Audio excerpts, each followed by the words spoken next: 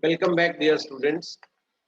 In this lecture, today we will see and learn what are the reasonable restrictions which can be imposed on the six freedoms given in Article 19(1).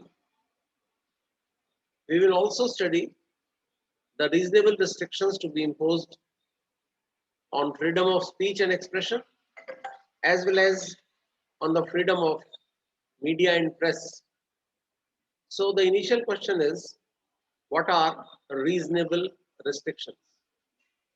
If you carefully see Article 19, Clause 2, it says that the state may make a law imposing reasonable restrictions on the exercise of right of freedom of speech and expression in the interest of sovereignty and integrity of India, security of the state, friendly relations with the foreign states, public order, decency, morality, or in relation to contempt of court, defamation, or incitement to an offense.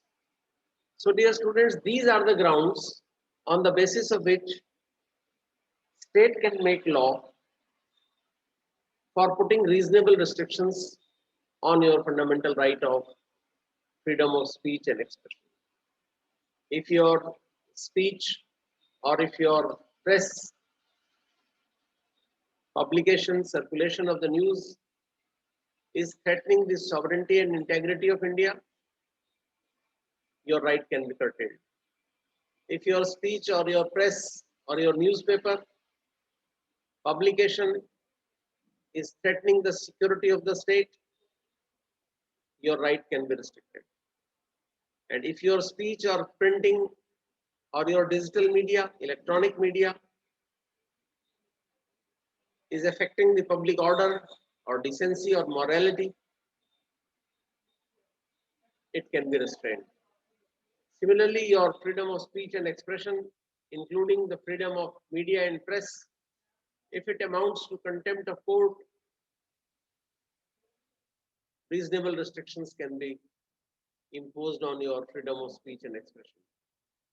Similarly, if your speech amounts to defamation for someone or it incites offense, then your speech can be restricted and reasonable restrictions by law can be imposed on your freedom of speech and expression. Dear students, this debate has always been on as to what exactly is the definition of reasonable restriction. The phrase reasonable restriction connotes that the limitation imposed upon a person in enjoyment of the right should not be arbitrary. Restriction should not be arbitrary or of an excessive nature. It must be reasonable. It should not be excessive in nature beyond what is required in the interest of public. So whatever is reasonably required in the interest of public may come in the definition of reasonable restriction, which should not be arbitrary, should not be excessive in nature. And the grounds on the basis of which reasonable restrictions can be imposed, the first ground is security of the state. You see, security of state is of vital importance, and a government must have the power to impose a restriction on the activities affecting it. Under Article 19, Clause 2, reasonable restrictions can be imposed on freedom of speech and expression in the interest of security of the state. If by my speech, security of the state is threatened, my speech may be curtailed. I may not be allowed to publish my speech. I may not be allowed to propagate my speech, its recorded version, if it affects the security of the state. Then comes friendly relations with foreign states. I have a freedom of speech and expression, but if I start abusing the President of United States or Prime Minister of UK, then it is likely to affect the friendly relations with that country. So dear students, in the present global world, a country has to maintain good and friendly relationship with other countries. Something which has a potential to affect such relationship should be checked by the government. And keeping this thing in mind, this ground was added in our constitution by Constitutional First Amendment Act 1951. Initially, this ground was not there in our constitution.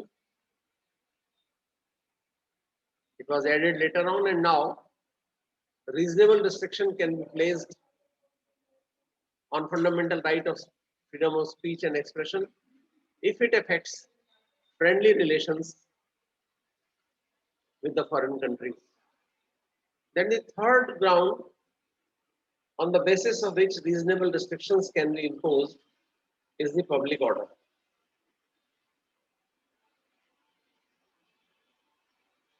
This ground was also added later on by Constitution First Amendment Act.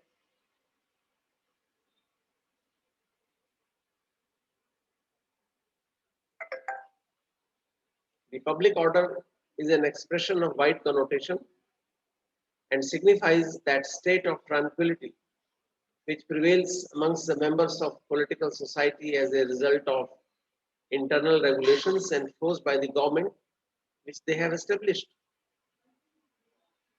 So in the interest of public order,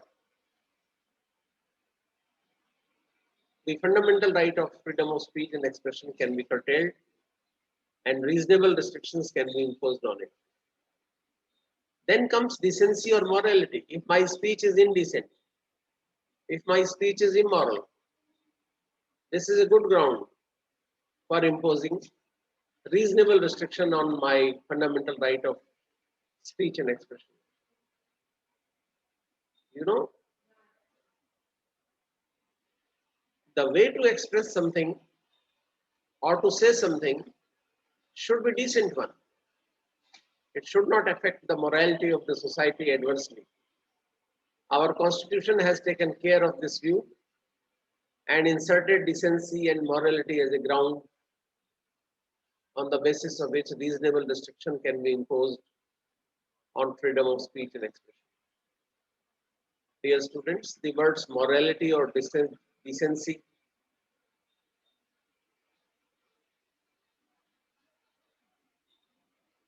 are words of wide meaning.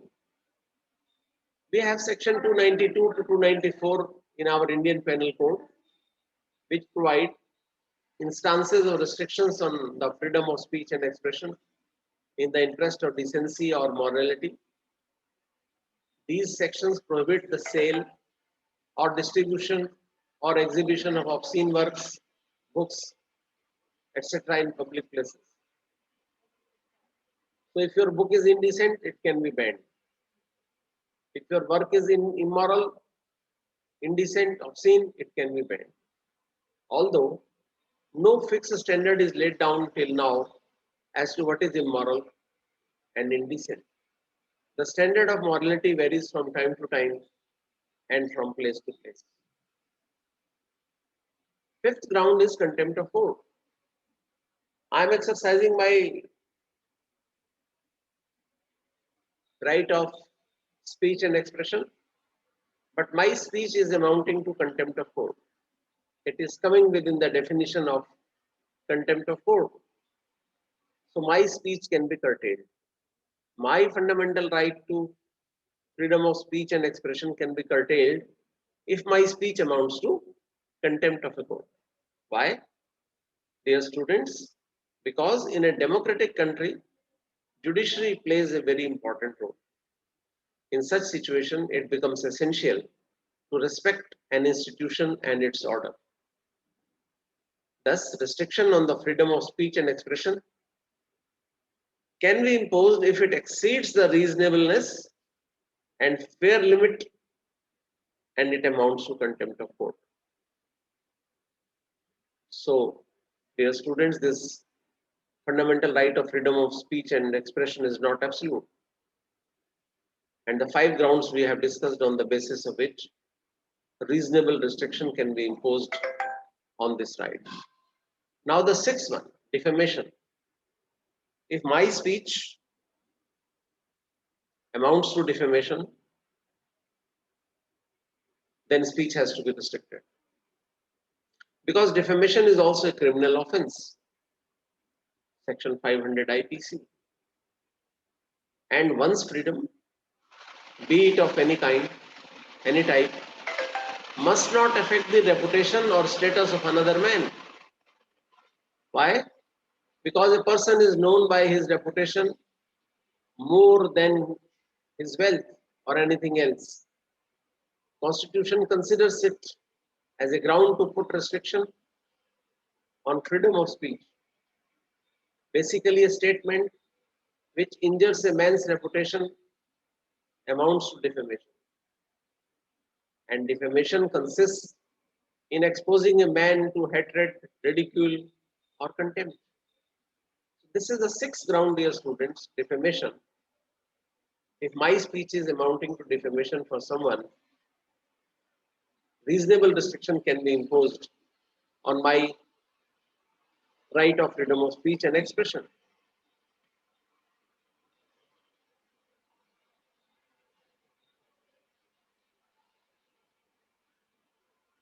Then, dear students, the seventh ground on the basis of which a reasonable restriction can be imposed on your fundamental right is incitement to an offense. If my speech is aggravating the offense, if my speech is abetting some offenses, so my speech can be curtailed.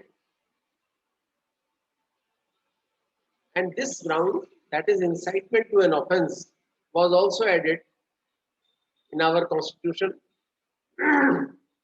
by Constitution First Amendment Act 1951. Obviously, freedom of speech and expression cannot confer a right to incite people to commit offense. The word offense is defined as any act or omission made punishable by law for the time being in force. So if my speech amounts to incitement to an offense, reasonable restrictions can be imposed on it. And the eighth ground, my dear students, on the basis of which reasonable restriction can be imposed on freedom of speech and expression is sovereignty and integrity of India. If by my speech, sovereignty and integrity of India is threatened,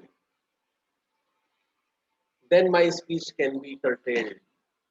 Reasonable restrictions can be imposed on my speech if my speech is going to affect sovereignty and integrity of the country.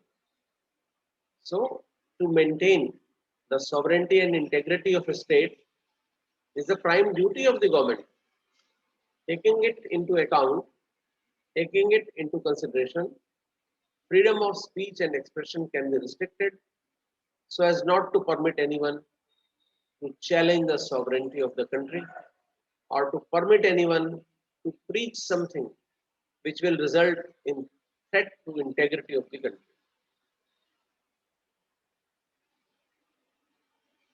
This is the eighth ground on the basis of which reasonable restriction can be imposed on fundamental right of speech and expression.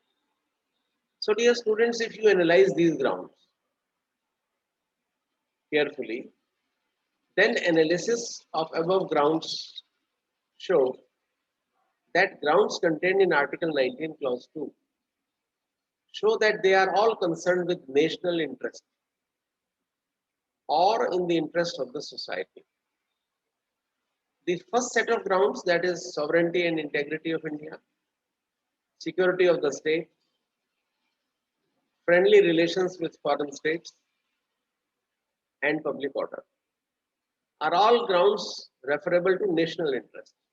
National interest is a wider heading under which the ground of sovereignty and integrity of India security of the state, friendly relations with foreign states, and public order are covered. Why? Because all these four grounds, directly or indirectly, they are dealing with national interest. Whereas the second set of grounds, that is decency, morality, contempt of court, defamation, and incitement to an offense, are all concerned with interest of the society. So we have two headings.